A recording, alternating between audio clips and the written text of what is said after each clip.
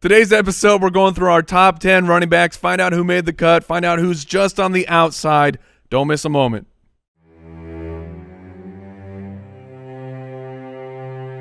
There's some indecisiveness in the air. But I promise you, I don't take this lightly. My fantasy draft, it's an important job.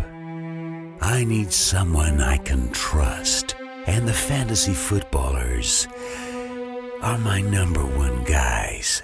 Their ultimate draft kit is the everything I need to get ready for my drafts. Don't dance with the devil in a pale moonlight. Jump on over to www.ultimatedraftkit.com. Without it, you just might be a dead man. Hey, this is Austin Eckler, and you're listening to the Fantasy Footballers Podcast.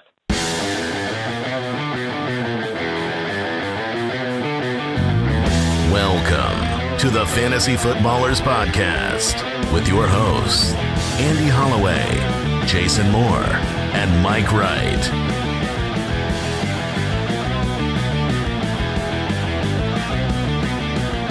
Oh, welcome in. It's Friday time. You stated that as the fact that it is. Well, like, for us, you know, and that's the only experience I can speak from, but we've had such a strange work schedule. We've been at home for so long.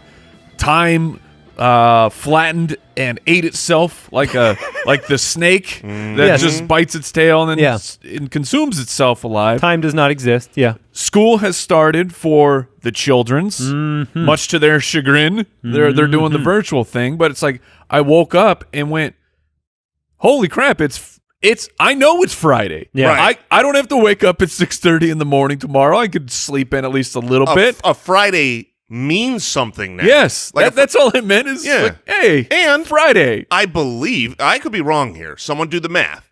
I think this is our first Friday show of the year. That seems like the math checks out. Incredible. Is the computer good? Yeah. What do? The dot matrix printer? Yes, the math checks out. Welcome into the show, the Fantasy Footballers. Andy, Mike, and Jason back with you. Top 10 running backs. It's time. Yeah. Will Austin Eckler, leading us into the show, be in the list? Wait and find out. I know what Mike would do in a situation like this. We have our first best ball breakdown segment on the show today. This is best ball season, so if you are playing at Underdog Fantasy, you are looking for some strategic advice. This is when you do your best ball drafts, and we're going to break it down for you at the back half of the show. Get into some mailbag if we have time for it. And it is Friday. Foot Clan Friday.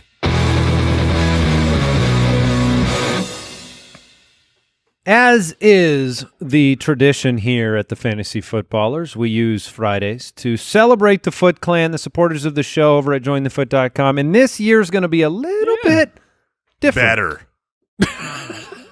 We're both true.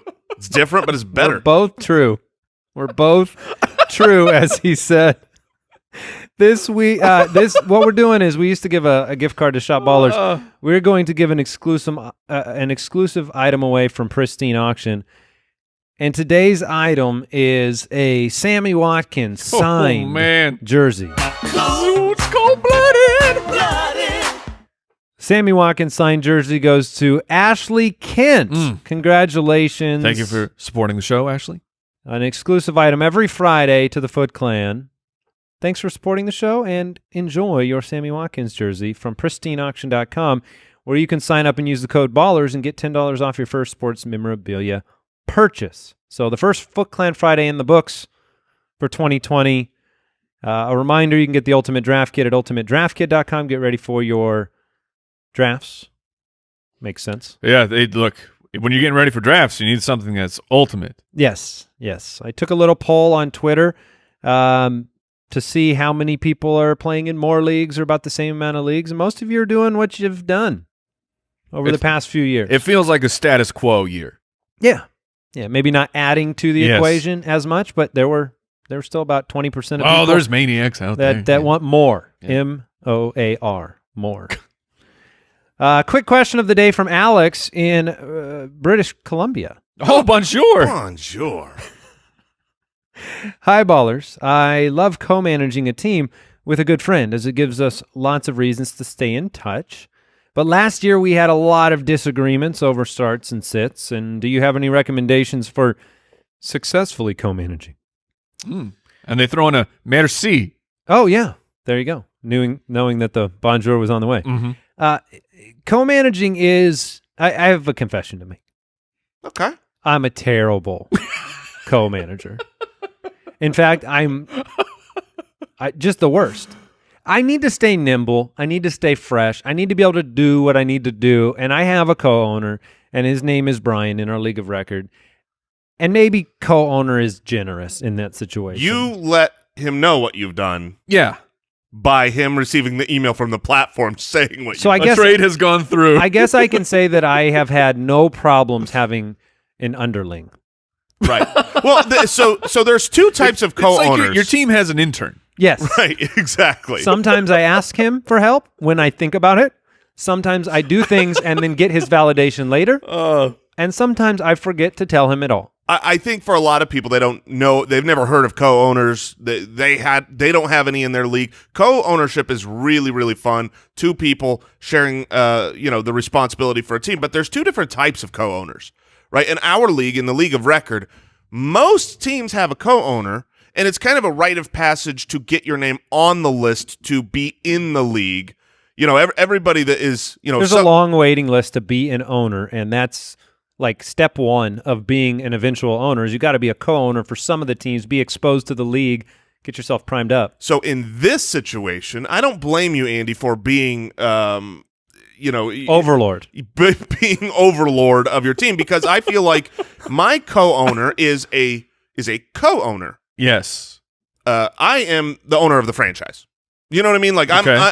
it's my team, and I have a co-owner. Once again, not a co-owner's real definition, but yes. It's Co-owner it's means the like- co-owner's definition. Let me get, we, all three of us, are co-owners of the Fantasy Footballers podcast. Okay, yes. That's the yes. real And so definition that of would be the other co-ownership. type of co-owner. When two people go in on a team. Such a bad question. We have no comprehension of how to do this properly.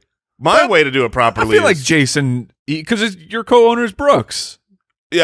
Brooks. I've got Michael Butler. I've got a slew of co-owners. Yeah, okay. You have like a whole corporation. Right. Oh, Underlings. an ownership group. Right. I mean, like Jay-Z owned a piece of the Nets once upon a time, but he wasn't the main guy, Is that fair? I guess. I don't know. Are you charging for this? Are you? Is there Well, buy-in? you guys let co-owners come for free? Not in my league. It's tough if both are exact equal parts. You're going to have a difference of opinion each and every week on something. And the worst part of that is it's human nature to blame the person that got their way and then got it wrong. Okay, So that's the complication. Here's my solution for this, because I would generally say, well, who founded the team? Look, you get a slight edge when it comes to the vote of the start sit or the draft pick. But if you truly are a co-managed team, you both came in together and you have a disagreement, you have no choice but to go to the coin flip. The NFL still uses coin flips to start games. They still use coin flips to split ties in draft picks. I'd rather you blame the coin than the Fantasy Footballers podcast for a mistake. That's a good point.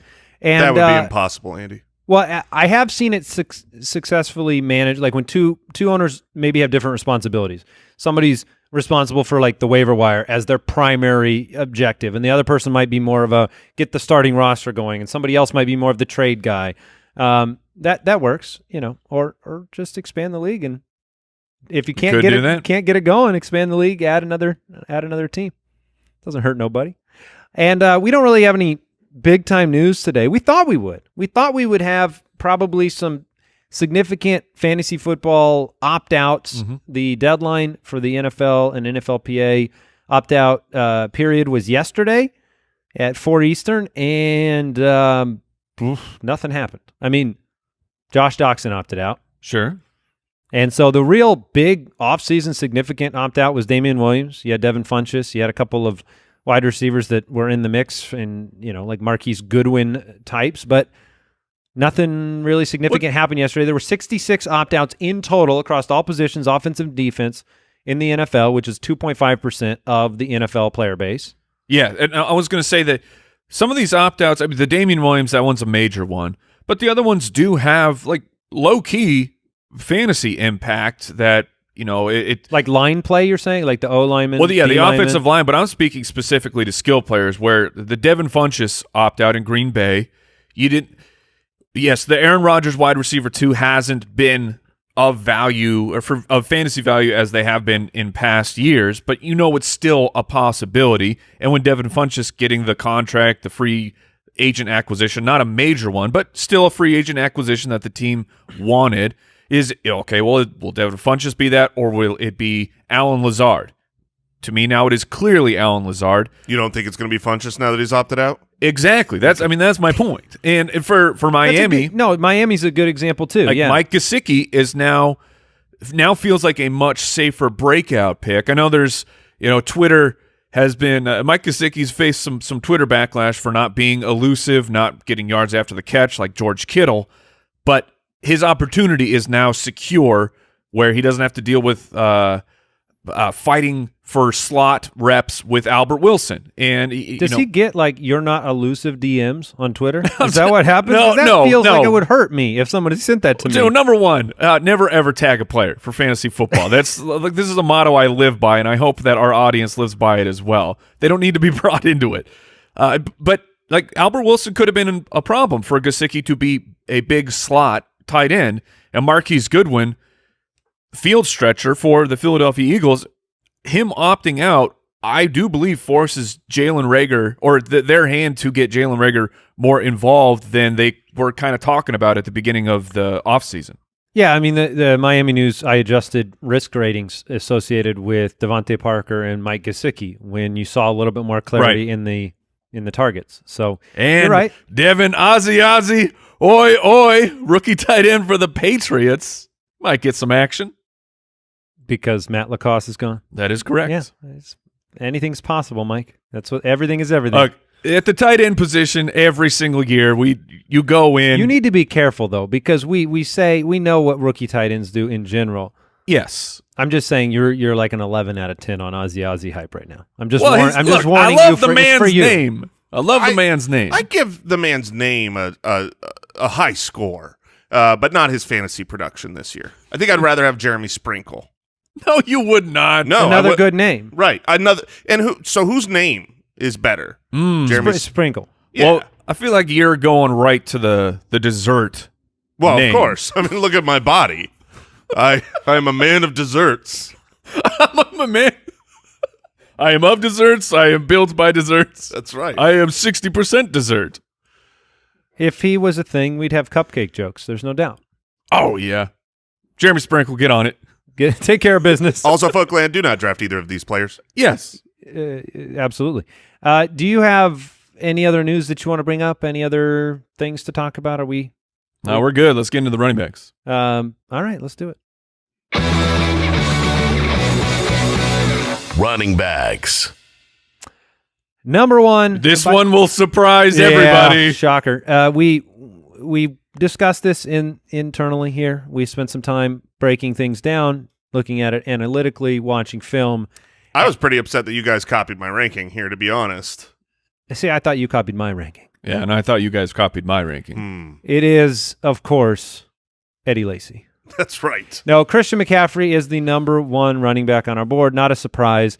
We are going through our consensus top 10 running back rankings, half PPR, and Christian McCaffrey's at the top of the list. He came out yesterday and said, look, I would draft myself first, becoming the first fantasy player to ever have that level of confidence in himself. I like it. Oh, you got to love confidence. Yes. There are things that have been brought up on the show to, you can't throw cold water on Christian McCaffrey. He just rebukes it. It doesn't land. But he is oil.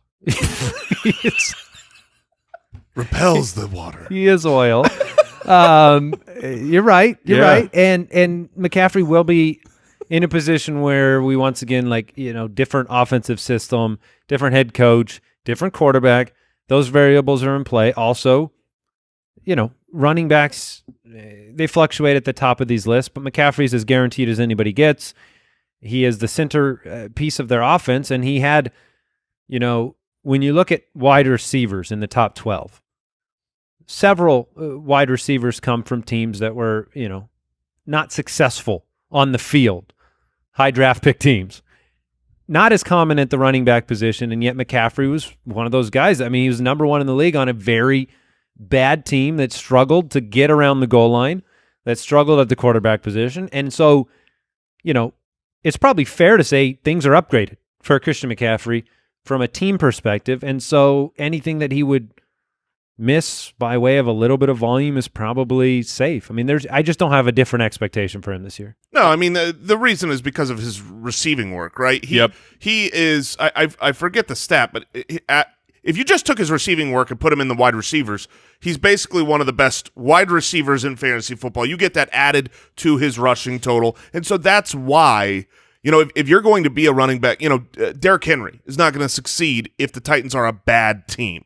But Christian McCaffrey can succeed when his team is bad because they dump the ball off. And the thing I really love is the fact that their offensive line is bad. Teddy Bridgewater is an accurate, not pushing the ball down the field, but dumping it out, getting it out quick. Yeah, quick decisions. It's basically a perfect alignment for DJ Moore and Christian McCaffrey to have success this year. The fact that their defense is bad, they're completely trying to rebuild it. Their offensive line is bad. Their quarterback is a great short, accurate passer. It just all lines up.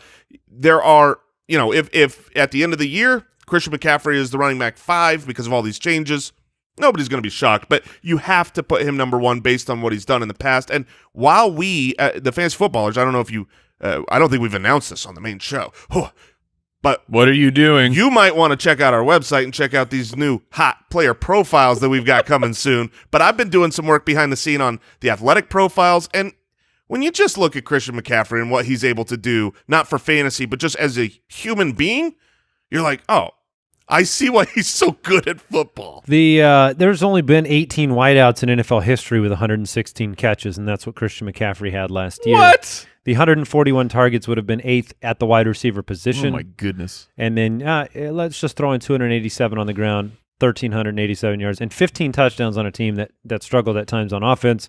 He can break the big play.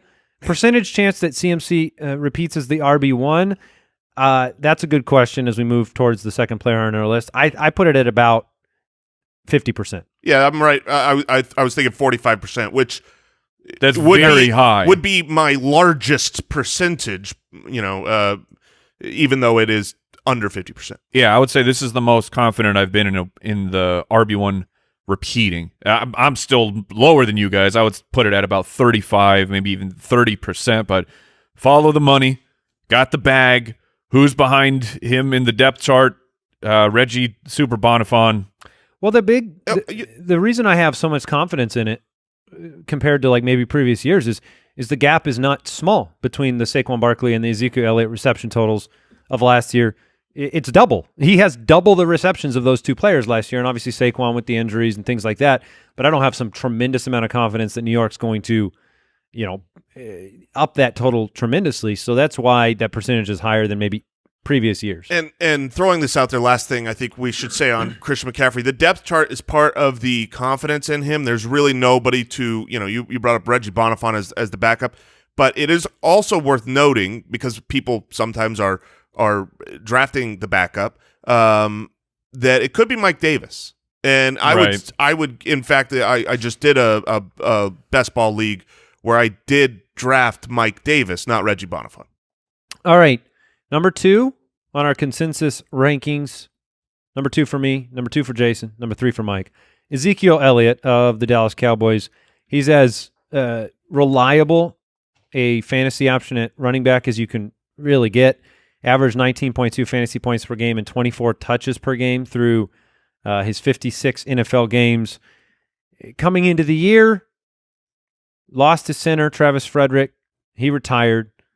Kind of didn't have him for all of last year. Kellen Moore's still the offensive coordinator. It's an offense that can move the football. Great deal of confidence in Dak Prescott and what they were able to do last year. When I look at Zeke, I guess the only thing that comes to mind from a negative perspective is I don't think Zeke's going to finish a lot of blowouts. I think Tony Pollard's going to get some playing time in those situations. You'll probably be looking, you have the great Zeke game, first 3 quarters, and you're saying, man, this could become one of those monster games. Might not be on the field a lot to end them. Just because I think they like Tony Pollard. I think they want to give him some opportunities to do things here and there, but it really doesn't affect, obviously, my ranking on Zeke. He's number 2.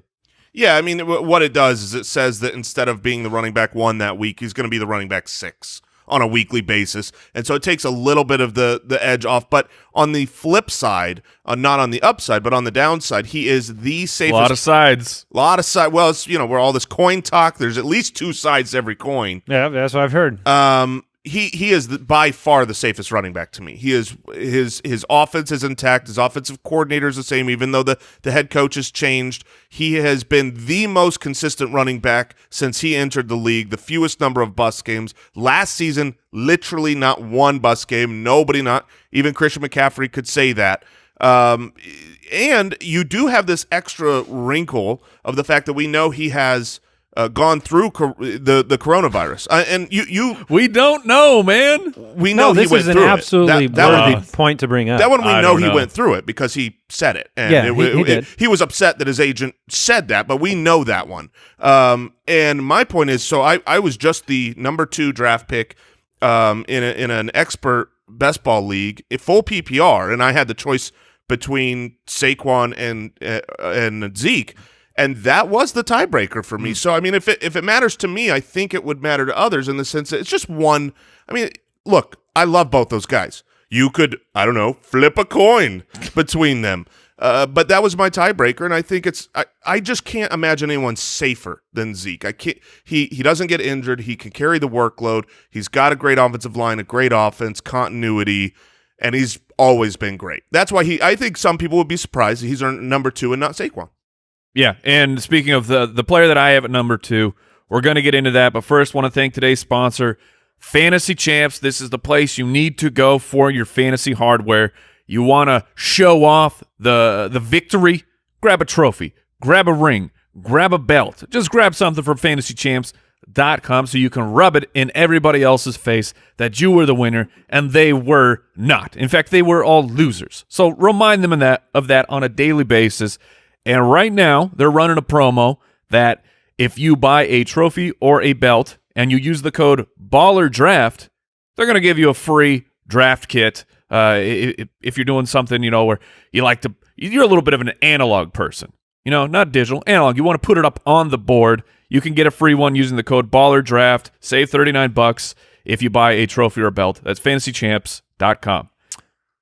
All right, Mike, did you want to add anything to Zeke, or we move on? It's just a transition of the reason I have Zeke at number 3 is because I have Saquon Barkley at number 2, and the reason for that is I'm going with burst. I'm going with huge games instead of the consistency. I will not argue. I think that Zeke is a safer pick. He's going to be a top 24 running back each and every week, but those ceiling games, Barkley is going to have more of them that will push you fully into victories, like week 16.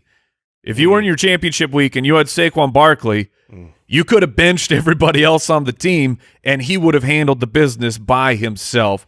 It's hard for me to see those games coming at any sort of regular clip for Zeke. I mean, it was nice to have the touchdown positive regression come back, where he was over 1,400 yards 2 years ago and only hit 6 touchdowns. It bounced back the way that it should. But because of the high ceiling games that can come from Saquon Barkley, which, I mean, he was hitting ceilings all the time until the injury and the recovery time of the injury. That's why I have Saquon number 3. Week 7 on, number 2. Sorry. Yeah, week 7 on, he was the RB5. I got no problem with that, Mike. I think in a full PPR, I think Saquon has, like you said, breakaway potential on any given play. That's what he's shown outside of the injury window. Picks up Jason Garrett as an offensive coordinator. Which I don't mind at all. It's I mean, fine to me. You have Jason Garrett coming from the Cowboys where he used Ezekiel Elliott as a workhorse, so no fears of him trying to put some committee in place when you've got Saquon. Mike, big news for you, I know. Oh. From the 4th of August, this came out, according to Empire Sports Media. Saquon Barkley's thighs actually look like they have gotten bigger. That's impossible. Yes. Oh, no. Can he still walk? Can the Grand Canyon become more grand? I mean, goodness gracious, that's impossible. Can he still walk? Like, how does this man put pants on? Those are custom. That's a custom pant right there. I mean, Zip-ups. Like, do you remember the old like general pants where it was like really, really skinny on the bottom, but then they get What did you used to wear? wide? What did you used to wear in high school? Oh, Jinkos? The Jinkos could fit those. Oh, yeah, it's true. Maybe they'd be a little tight, but look. These are my skinny jeans. Someone introduced Saquon to Jinkos. His skinny jeans are Jinkos? Yeah. Oh, man. Give me my skinny jeans, honey. Here's your Jinkos. We're going out tonight. We're going out. He's great. I agree with Mike that his upside on a weekly basis, he will give you higher explosive games. His athletic profile is off the charts. What he's done his entire career has been great until he got injured last year, and it had a little bit slower time getting back from the high ankle sprain. But obviously at the end of the year you saw it. I'm 100% fine with any one of these three guys taking him number one. Now, I would have no problem. We did see the targets go down for Barkley when they made the switch to Daniel Jones, but again, it was a small sample that you can't say for certainty that's what's going to happen next year. He's still going to get a bunch of targets. All right, Dalvin Cook at number 4. We weren't positive he would end up here by this time, but he's back. He's back, and I've got him at 4. Mike has him at 4. Jason at 5. He was absolutely dominant to begin the year. He was the RB2 from weeks 1 through 14. And my guess, if I were to presume upon my colleagues here, would be that the reason he doesn't fit in that top 3 tier is the injury risk. We saw it at the very end of the year. Yeah, that's correct. And so you know that you have a window here. It wasn't 1 week, 2 week, 3 week. You have a 14-week window where he was the RB2 in that span, but he didn't help you in the fantasy playoffs. He has a history of not being able to finish seasons, and so that knocks him down a little bit. It raises that risk rating up. But at the same time, if you're comfortable with that risk, he is the player that, we get the question of where do you want to draft? Like if you could pick your own draft spot, are you comfortable going down into the 4, 5, 6 range? If you look at Dalvin Cook in the same lens as a Saquon or as a Zeke, then, that gives you the opportunity to draft higher in the second round. I think that this offense is built, we've seen it, around Dalvin Cook. This is also a team that I have a little bit more confidence in the stability of than somebody like the New York Giants or even Christian McCaffrey at the top. So, you just have to take that injury risk if you're going to go Dalvin Cook. Yeah, I would be curious if he didn't get injured at the end of the season, played through the playoffs, and was just completely healthy. Because like you said, Great the question. entirety of the season, he was the running back 2. He averaged 20 points a game in half PPR. That was you think about Austin Eckler was great. He was number 5. He was down at 17 points per game. So he was dominant. And if he had stayed healthy, would he be, up in that conversation with the other 3 guys we mentioned? 100%. I think he would. Yeah. But, the reality is he has an injury that has a degree of needing surgery in the future. Like there's a percentage that is higher than 10% that he will need surgery in the future, and that is enough for me to worry about him. He's not my number 4, but the workload, if he plays 16, I think everyone would say he's going to be one of those rare elite backs that give you double production in one. Third most goal line carries last year despite missing 2 games. That's hot. Second in fantasy points per game. 4th in evaded tackles, and an offense entirely Zimmerfied. He wants to run that football. And you get Gary Kubiak. You get now. Kubes. Kubes is leading the charge. He is now the offensive coordinator.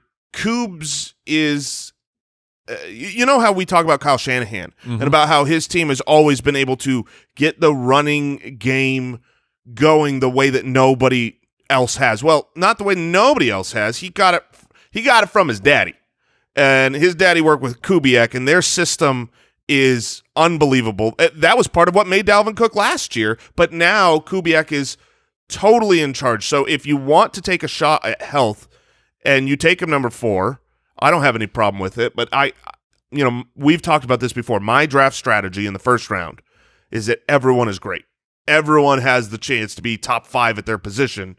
So I avoid risk. I avoid things that are seeable coming. You know what I mean? Sure. Like if he gets injured, we're going to go, dang it. I knew it. But that's not enough for you. I mean, I understand the risk aversion, but is that enough for you to go select a Michael Thomas over a Dalvin Cook? Yeah. So you would, Wow, if you're okay. sitting there, you would. I would not.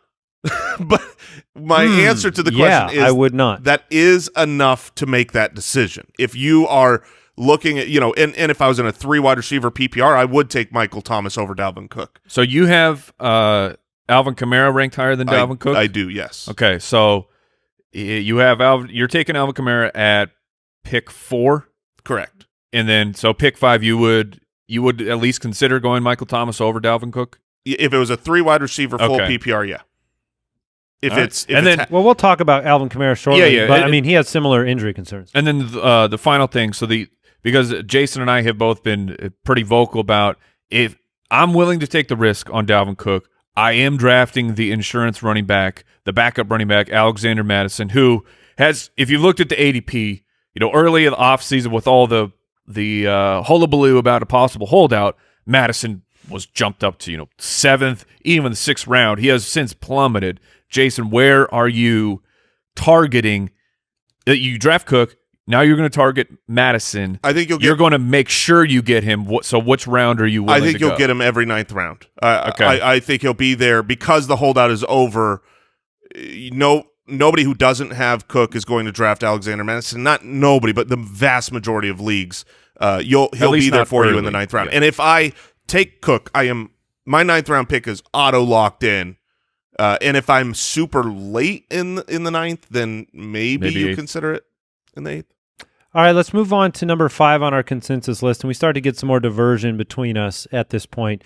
But it is, amazingly, Clyde Edwards-Helaire, the Kansas City Chiefs. We talked about Damian Williams' opt-out, the hype around Clyde, first-round draft pick, hand-selected by Patrick Mahomes.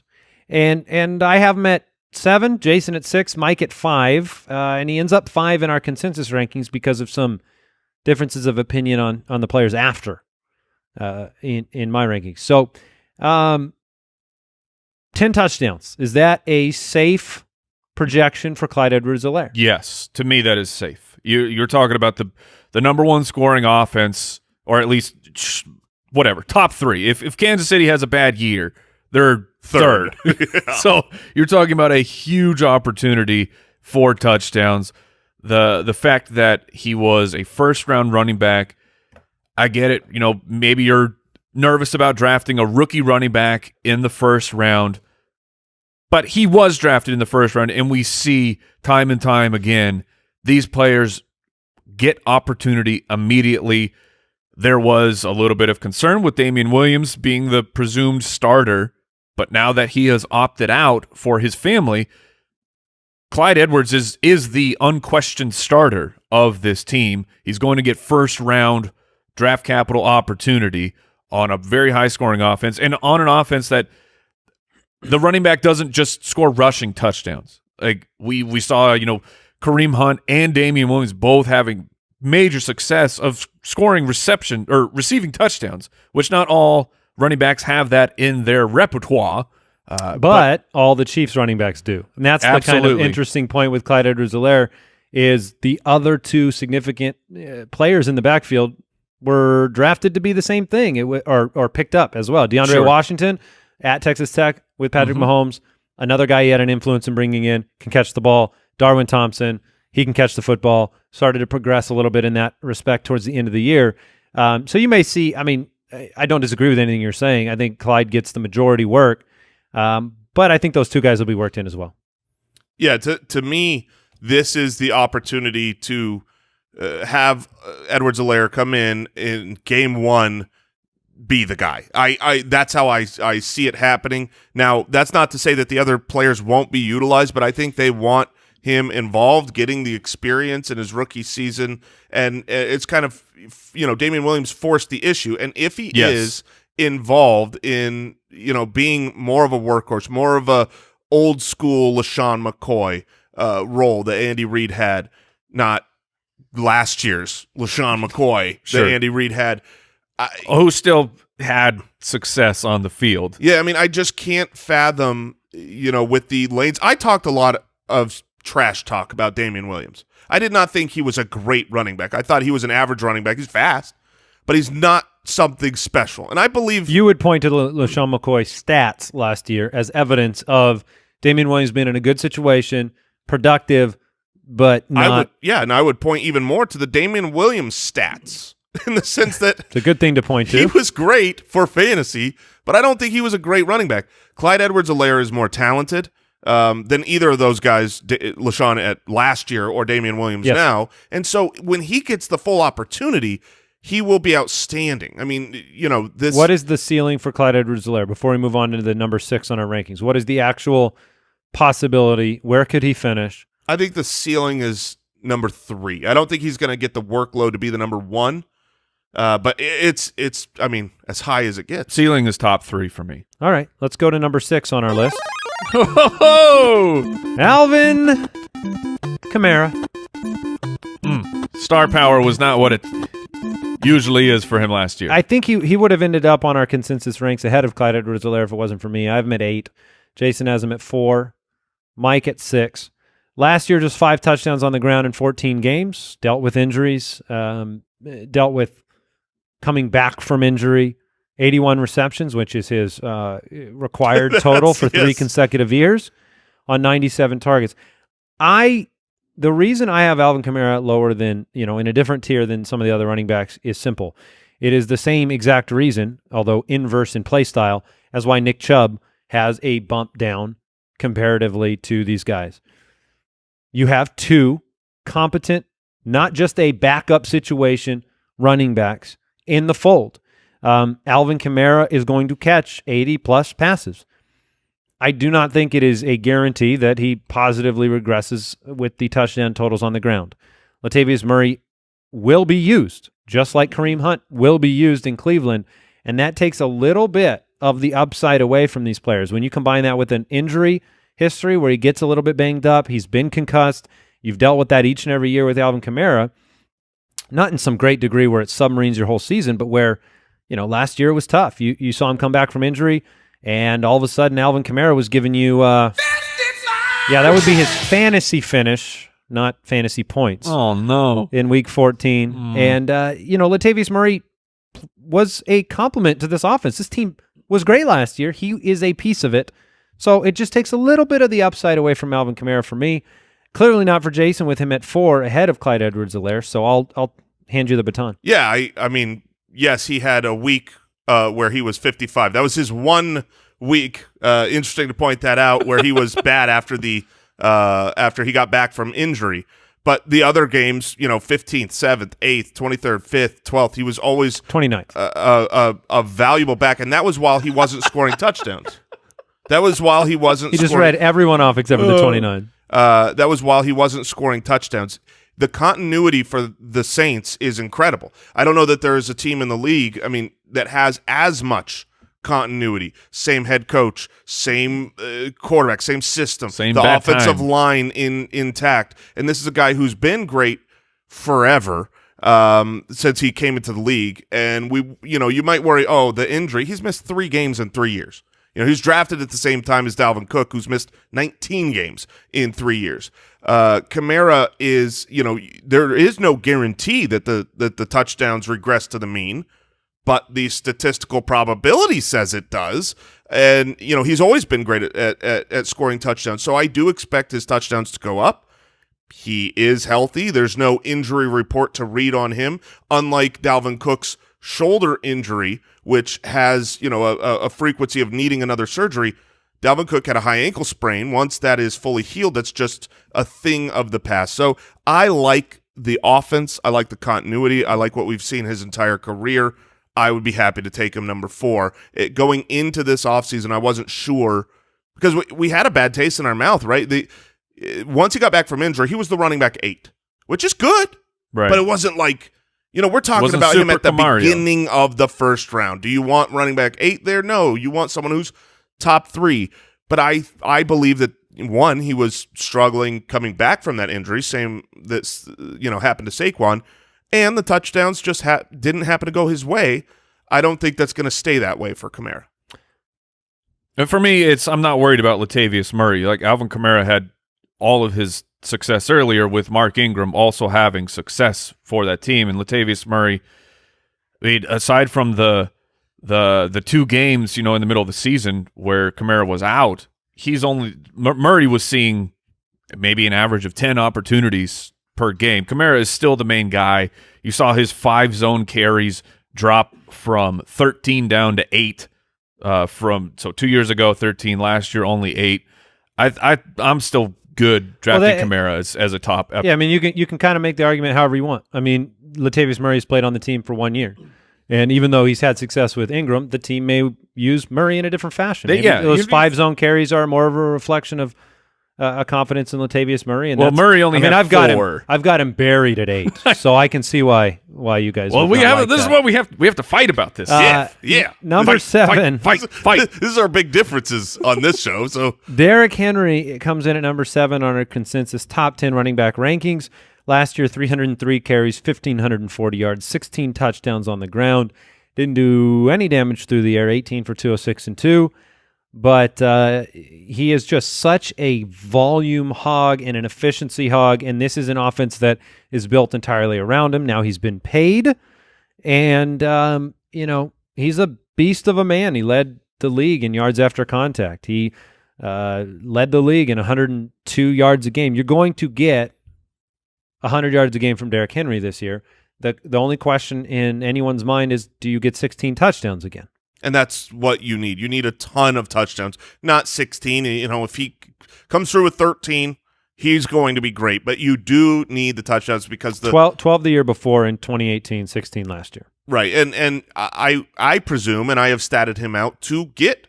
He is my league leading rushing touchdown in projections right now. He last year had 7 games where he was a top 5 running back. And that's including the fact that, the first 6 weeks of the season, he had Marcus Mariota. The team wasn't that good. The ceiling for Derrick Henry, I do think, even without the passing game, could be that running back 1. If he gets 20 touchdowns, there's not a lot of, how many backs out there could you, without laughing, say, yeah, he could get 20 touchdowns this year. It reminds me so much of Marshawn Lynch when Seattle ran the ball the way they did with Marshawn, where the games were ended with Marshawn Lynch. That was the whole. Lynch will give you the 2 or 3 touchdown games because the third and fourth quarter would just hand the ball to him, and it still worked. You still picked up first downs. You still picked up big plays. Henry's shown the ability to have breakaways, but there is unquestionably more risk to him because you do not have the kind of risk broken up between, okay, he didn't run well this game, but he got the passing yardage. If the game scripts start to flip, if the Titans aren't as good of a team. If Tannehill is not as good, exactly, then that will be a problem. Because, Jason, what you were talking about, when Mariota was in, Henry was getting 70 rushing yards a game. Still very solid, but that number jumped up to 125 rushing yards per game when Tannehill was in there. And, Tannehill was absolutely dominant for Tennessee. So that's the question, is that his success does ride a little bit more on other players of his team than these other running backs that we're talking about. And then the offensive line, they did lose Jack Conklin on the right. So there is some concern, but I'm not betting against Derrick Henry. All right, Josh Jacobs comes in at number 8. He is number 6 on my rankings, 11 for Jason, 9 for Mike. Josh Jacobs is a flag plant for me this year. Yes. I believe he makes the jump into the upper tier of fantasy running back. I believe he sees an increase in passing work, and he showed us in spans last year what he was capable of doing, and more importantly for fantasy, the willingness of the head coach to give him sufficient opportunities to be in the upper tier of fantasy running backs. Now, are you reading it at all into the hype train piece that Coach Gruden was allegedly upset that Kyler Murray took home Rookie of the Year and Josh Jacobs didn't? Which, because Jacobs easily could have taken home Rookie of the Year. I was worried. As a Kyler fan? As a Kyler fan, I was like, I don't know if Kyler gets this because of Jacob. I don't think people understand how good he was. Go ahead, Mike. I just say that there's whispers in the bushes that Gruden was very upset about it and that he is going to use this year to set out to prove that Jacobs should have been that guy. Well, to answer your question of, stroll along narrative street. Have with I us. considered that? No, because I did not know that. So now that's you know. not part of my consideration. But what is he had an incredible rookie season that is kind of forgotten about because he missed weeks 14, 16, 17, played with injuries in weeks 12 and 13, yet still finished the rookie year with over 1,100 rushing yards, 7 rushing touchdowns, and just, wasn't heavily involved on third down, running a lot of routes in the offense, had a 6-game or a 5-game span in the middle of the season where he was on pace for 1,600 plus yards, has shown, and 400 opportunities. If that's the way that John Gruden is willing to use him for a span last year, maybe that gets a little bit more regular in 2020. Dalvin Cook made the jump last year. I think Jacobs makes it this year, and they involve him in the passing game a little bit more, his number one attribute coming out of college. So he's a great pass catcher, and that's the question, right?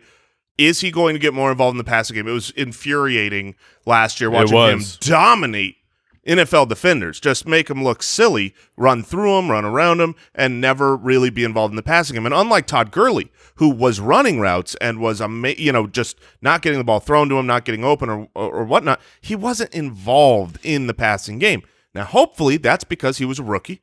They used him as a first and second down running back and didn't want him to have to, shoulder that kind of knowledge and responsibility and pass block and all this stuff as much. His shoulder was hurt, so that was harder. There you go. It's hard to shoulder when you got a bad shoulder. Yeah. So, but it's common. This has happened before where extremely good rookie running backs who were explosive on the ground, had more than 1,100 yards rushing, and fewer than 30 targets, you see them take that jump next year almost across the board. I'll give you a few examples. You had Cadillac Williams, who ran for 1,178 yards, only 25 targets in his rookie year, went up to 44. You had Marshawn Lynch, 1,115 yards, only 26 targets, went up to 67 targets the next year. Todd Gurley, you forget rookie year, 1,100 yards, only 26 targets, went up to 58 targets. Sometimes these great running backs aren't utilized in the passing game their rookie year, and the coach goes, well, they're really great,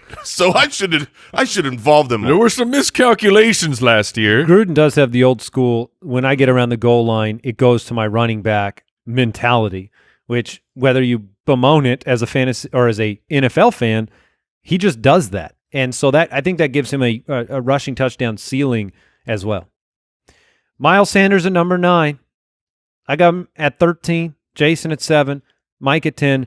To be honest, that feels ridiculous to me that I am somehow the lowest on Miles Sanders. It is a little bit strange. The drumbeat of the past 2 years and my confidence that Peterson would eventually submit to a workhorse.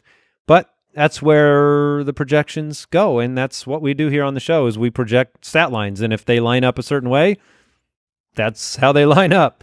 Jason, you have him at 7. You've talked a lot about him recently. We probably don't have to spend forever on Miles Sanders, but go to the Fire and Ice episode, and you'll hear my fire earlier this Monday's week. show? That was Monday, Monday's yeah. show. Just go back and you can hear me talk. it's up. enough fire to last through the week, I'll tell you that. Absolutely, and it's a great episode anyway. So I won't say much other than to say I truly believe that there is no chance he is not a workhorse back. He will be one of the few workhorse. Now, how good he is with this offense, that's TBD. So, and yeah, you've got him at 50 receptions. I mean, you've got him at running back 13. He could be a workhorse back and finishes the running back 13. That's David Montgomery. That's very in the realm of outcome. But I am confident that he is a workhorse back this year. He will get the majority of the carries and enough targets, be on the field a lot. So I like him. Yeah. I mean, you've made the case. I don't have any objections to the fact that this is his backfield at this point in time. Last year, 179 carries, 50 receptions. If he's given the opportunity so far in his young career, he's proven he can do it. I do like this team note here from maybe Brooks, maybe Kyle. It just says Jay Howe is gone. Has he ever been called Jay Howe? That was me. Jordan Howard? That's he's Jay Howe. Jay Howe. Jay Howe has not been able to Howe. stay on one team. Spice him up a little bit. Jay Howdy. Howdy. Jay Howdy. Gross. All right. I'm sorry, Jordan. I'm gonna hand the baton to Mike here as we wrap up our top 10 running backs. But Aaron Jones comes in at number 10. Not disrespected after that monster finish last year, and definitely more up and down than other running backs. Had some disappearing weeks, just how the game flow went. In fact, he had 5 weeks, I believe, or 4 weeks that were not what you expected out of a running back that ended what, number 2 in fantasy? I believe that's correct. 2 or 3. I think it might depend on 16 scoring touchdowns. format. Yeah, 16 touchdowns that did not come in the same fashion that Derrick Henry's touchdowns came in. But 474 yards through the air, 3 touchdowns. Aaron Jones, why do we have trouble not just awarding him that top spot again? You tell me, because I still have him as a top 10 guy. Yeah, I mean, I've got him as an RB1, but he is my last RB1 at running back, 12.5 point scoring.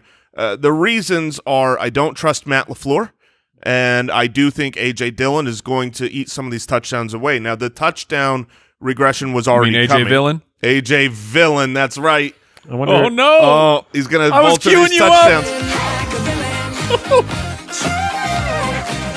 Yes, thank you. Thank you. Takes a little longer to find new drops, Mike. Yeah, that's fine. You know, the reality is he's not going to repeat 19 touchdowns next year, and that was without A.J. Dillon. If he was down at 10, that's still a great number. Now if A.J. Villain takes 2 of those and you're at 8, it just pushes you back a little bit. I expect him to be more involved in the passing game this year because I think A.J. Dillon will eat into Jamal Williams' role a little bit more, and Jamal Williams is much more of a pass catcher than A.J. Villain, so he'll make up some ground in the pass catching work. He is electric. He's very Alvin Kamara-esque as far as talent on the field.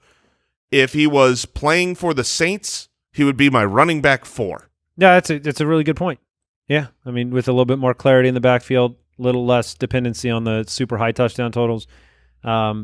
I think it's a fair summary. A little better Mike, offensive Mike, line. you're a big Aaron Jones fan. Yeah, I like Aaron Jones. I think he's a spectacular talent. I like the fact that I will have a running back that can hit a home run. He can take a 50-yard reception to the house, 50-yard carry to the house. You saw his targets share went from 6% up to 12%, and if he's even more involved, Jay, as you're projecting, It's what we asked for. It is Right? yeah. Like rarely fantasy fantasy football players in the offseason, when we ask for things, do they come true? And this was one where it was like, yeah, we are going to use them more. And he did have a lot of touchdowns. So perhaps the opportunities drop. He had 13 carries inside the 5. Those 13 carries turned into 8 touchdowns. Wow. Which, I mean, it sounds pretty egregious, but like Dalvin Cook, very close in percentage of carries inside the 5 turning into touchdown. Zeke much higher, Henry much higher. So the actual success inside the 5 is not outlandish. Perhaps it's the 13 carries that do come down, like we saw with Kamara, where he dropped from 13 down to 8, I think is what I just said. But the 10th most touches at the running back position. I still think that Aaron Jones is the main guy.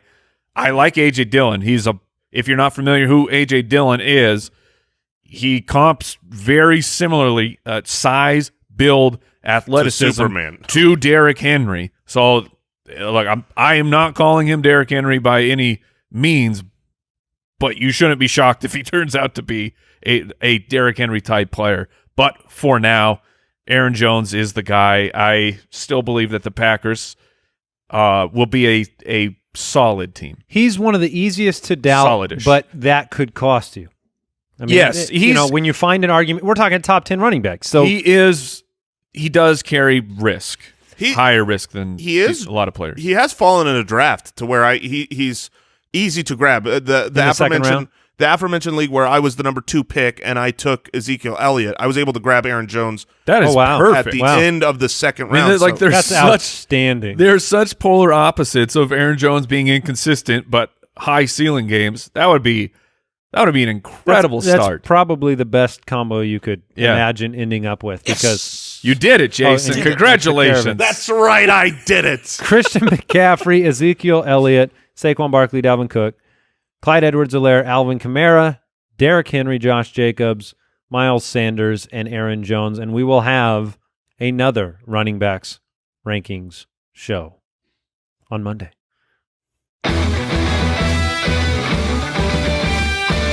Best Ball Breakdown, presented by Underdog Fantasy. Super. Yeah, it is time for our first Underdog Fantasy Best Ball Breakdown segment.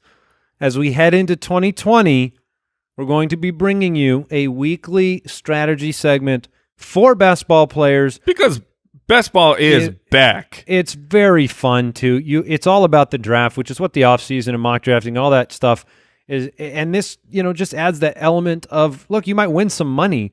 You can play on Underdog Fantasy. You can sign up today, enter their Best Ball Mania for a chance at $1 million in prizes. You just go to UnderdogFantasy.com or search for Underdog Fantasy app in the App Store. Jason will be bringing us The tip of the week, except, hold up, wait a minute. Oh, is it Chopper? I'm going to go with 2 today. And Two tips. Before you do, Jay, get into the tips, just want to elaborate a little bit more for Underdog. People have asked us, draft is gone. I used to play all my best ball on draft. I'm sad. What do I do? If you played on draft, you will like Underdog Fantasy. Trust me. The app is amazing. I mean, it really it really is great. It's the best place to play, and that's a genuine, heartfelt truth from me. So here is my first of all, tip number 1. Do these. It makes you better at fantasy. It lets you see where people are taking people in real life. You're not drafting a mock draft against a computer that's just drafting based on ADP, that's drafting based on a circular logic of computers drafting that same ADP. This is real people taking the players where they will in a real draft. So my first tip here, and this is very different. We don't usually, maybe with the COVID year, we don't usually draft backup running backs. In draft season, in your home leagues and your redraft leagues, you're just going to hold on to them for a couple of weeks, need a roster spot, end up dropping them, and then picking them up later off of waivers when and if the starter goes down. But in best ball, you've got a very deep league, and very often these insurance options for great teams are best ball league winners. All of a sudden, your 20th round pick or your 10th round pick can all of a sudden become your highest scoring player on a week. But here is what you don't want to do. You draft Zeke. Don't draft Tony Pollard. Don't do it. Here's why. In best ball, you have to win. There's no playoffs. You're not trying to be in the top half or you have to win the league. One of the 6 best teams. You're trying to win the league. If Zeke goes down, yes, Pollard gets better, but your team overall Does not get better. got worse. Yep. So, yay, you finished 4th out of 12. You did your best. You survived. You treaded the water. Good job. Great. Good job, champ. What you want to do is if you draft Zeke or if you draft whoever you draft, grab other people's insurance policies, other people's backup running backs. If you've got Zeke and Saquon, grab Alexander Madison and Chase Edwards. Then all of a sudden when Edmonds. What did I say? Edwards? You did. Chase Edmonds. Then if You almost convinced me it was Edwards. Sure. Then if those starters go down, your team just gets better and it becomes elite. So don't draft your own team's backup running backs. Do draft other teams' backup running backs. And here's the other tip, the secret tip. If you're playing on Underdog, you could play 3-man leagues. They're not all 12-man rosters. If you're in a 3-man league, the elite, here's the players that really matter. A lot. Patrick Mahomes, Lamar Jackson, Travis Kelce, George Kittle, those guys matter. Everyone's going to be stacked at running back and wide receiver. And sometimes you'll find yourself in a 3-person league where the other people are just constantly loading up on these running backs and wide receivers and letting you snag these quarterbacks that they're like, oh, I'm late round quarterback. Well, yeah, but there's so few. There's only three teams. So the difference between the truly elite at the position make a difference. I'll give you an example. I just did a draft where I was the first pick, got Christian McCaffrey. I have Dalvin Cook and Clyde Edwards-Helaire. The running backs are good. Wow, you drafted pretty well. Yeah. Well, here's the thing. I also have Lamar Jackson and Patrick Mahomes. Did he get Chase Edwards? I can't find him in the system. But after a couple picks, they weren't. I was shocked to see them there. So I just hit Pat Mahomes and Lamar Jackson, and then the next round got Travis Kelce and Zach Ertz. Those players at those positions, the other two teams can't compete with me at those positions now. Thank you, Jay. You're welcome. That was very energetic as well. UnderdogFantasy.com if you want to play some best ball. By the way, do you know who Chase Edwards is friends with? Darnell Anderson. Yes. That'll do it for this episode of the Fantasy Footballers Podcast. Do us a favor. Leave us a review on Apple Podcasts. It helps the show a lot. We'll talk to you on Monday. See you next week. Goodbye. Thank you for listening to another episode of the Fantasy Footballers Podcast. Join our fantasy football community on jointhefoot.com and follow us on Twitter @TheFFBallers.